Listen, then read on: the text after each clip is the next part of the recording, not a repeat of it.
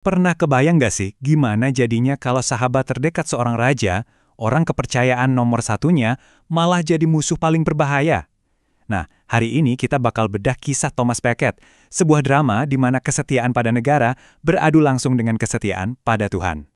Semuanya bermuara pada satu pertanyaan yang jujur aja cukup mengerikan. Sebuah skandal yang benar-benar mengguncang Eropa pada abad pertengahan, kenapa sih tokoh gereja paling berkuasa di seluruh Inggris sampai harus dibunuh secara brutal di tempat yang paling suci, di dalam katedralnya sendiri?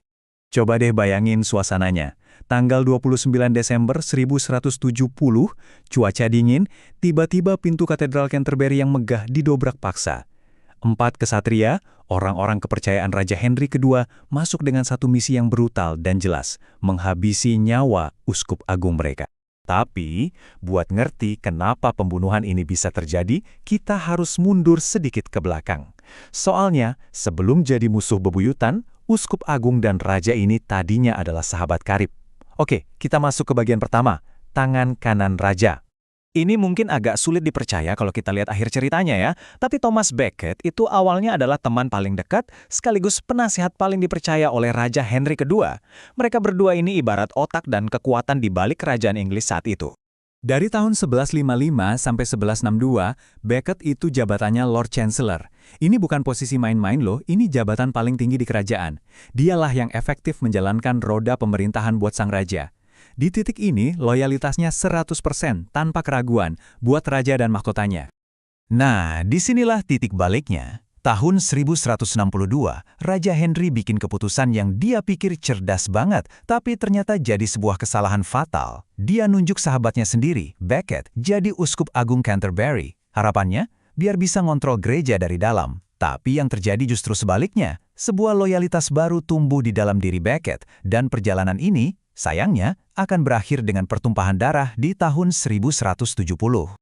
Ya, penunjukan inilah yang membawa kita langsung ke jantung permasalahannya. Bagian kedua, Uskup Agung versus Mahkota, sebuah benturan loyalitas yang benar-benar dahsyat. Begitu Thomas Becket pakai jubah Uskup Agung, dia seolah-olah kayak terlahir kembali. Prioritas hidupnya itu berbalik 180 derajat. Loyalitasnya bukan lagi buat Raja Henry, tapi buat otoritas yang menurut dia jauh lebih tinggi, Tuhan dan gereja. Sebuah perubahan drastis yang sama sekali nggak diperhitungkan oleh sang raja. Jadi, inti pertarungan mereka itu apa sih? Kalau kita lihat di sini, ini soal perebutan kekuasaan yang fundamental banget. Di satu sisi, Raja Henry pengen negara punya kuasa absolut atas semua hal, termasuk hukum buat pendeta dan keuangan gereja. Nah, di sisi lain, Becket mati-matian mempertahankan independensi gereja. Puncaknya itu soal siapa yang berhak menobatkan Pangeran Mahkota, sebuah simbol kekuasaan tertinggi yang dua-duanya merasa itu hak mereka. Perlawanan frontal Becket terhadap otoritas raja ini, ya secara tragis menghancurkan persahabatan mereka yang tadinya begitu dalam. Dua orang paling berkuasa di Inggris ini sekarang udah jadi musuh bebuyutan. Perseteruan ini akhirnya sampai ke puncaknya di malam yang berdarah di Katedral Canterbury itu. Oke, kita lanjut ke bagian ketiga, lahirnya seorang santo, dari pembunuhan menjadi martir. Coba diperhatiin baik-baik angka ini. 2. Cuma angka 2, kelihatannya sederhana banget ya, tapi angka ini menyembunyikan sebuah kecepatan yang luar biasa. Maksudnya apa? 2 tahun. Cuma butuh waktu segitu dari saat jasad Becket terbaring dingin di lantai katedral sampai dia secara resmi diangkat jadi orang suci atau santo. Dari pembunuhan di akhir tahun 1170 jadi Santo Thomas di awal 1173. Cepat banget kan? Ini menunjukkan betapa dahsyatnya gelombang kemarahan sekaligus pemujaan yang muncul akibat kematiannya. Nah, dengan pengangkatan ini, status Becket jadi berubah total. Dia sekarang adalah seorang martir. Apa itu martir? Sederhananya, martir adalah seseorang yang rela mati demi mempertahankan keyakinannya. Kematiannya jadi simbol perlawanan tertinggi demi iman. Terus, kenapa cerita yang udah terjadi lebih dari 850 tahun lalu ini masih relevan banget sampai sekarang? Yuk kita lihat di bagian terakhir, warisan abadi Becket, sebuah simbol perlawanan. Jadi kenapa nama Becket begitu abadi? Karena ceritanya itu lebih dari sekedar konflik pribadi.